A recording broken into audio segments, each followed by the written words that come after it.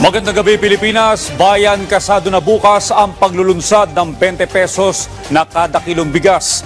Pero ayon sa Department of Agriculture, sakaling pagbawalan ng mga lokal na pamahalaan na magbenta ng bigas dahil sa election ban, pwede pa naman itong ibenta sa kadiwa ng Pangulo Centers.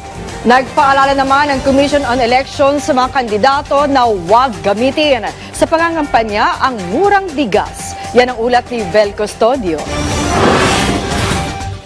Kinumpirma ni Department of Agriculture Secretary Francisco Q. Laurel Jr. na tuloy ang paglulunsad ng 20 bigas mayroon na program kung saan mabibili na lang ang bigas ng National Food Authority sa halagang 20 pesos kada kilo. Ayon sa DA, bagamat may 10-day total ban simula May 2 kung saan pinagbabawalan ang mga lokal na pamahalaan para mamahagi ng anumang klaseng ayuda alinsunod sa Omnibus Election Code, maaari pa rin magpatuloy ang pagbebenta ng 20 pesos sa bigas sa Cebu sa pamamagitan ng kadiwa ng Pangulo.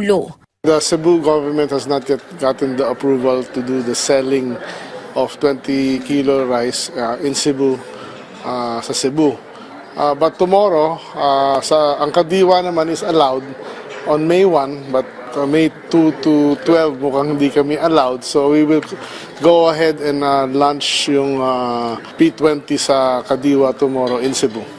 Minimum 12,000 sacks ng NFA rice ang inihanda ng DA para sa launching na nasabing programa sa kadiwa ng Pangulo sa Cebu. Available para sa lahat ng 20 pesos sa bigas para bukas. Pero prioridad ng programa ang mga nasa vulnerable sectors, kabilang ang miyembro ng 4Ps, may kapansanan, senior citizen at solo parent para sa mga susunod pang araw ng implementasyon. Sa ngayon, nakapag-apply na ng COMELEC exemption ang Cebu para mapayagan na rin ang lokal na pamahalaan na makapagbenta ng 20 peso kada kilo na bigas.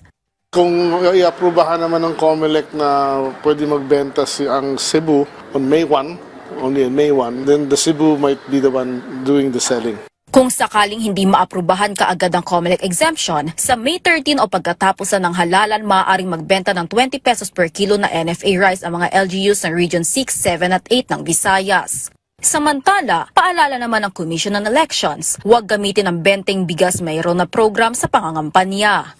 Una, hindi dapat po magamit ang naturang programa at pera, pagkagagastos ng pera para po makaapekto sa halalan. Ikalawa, hindi dapat ito maipamahagi na sa interes ng ilang kandidato o politiko.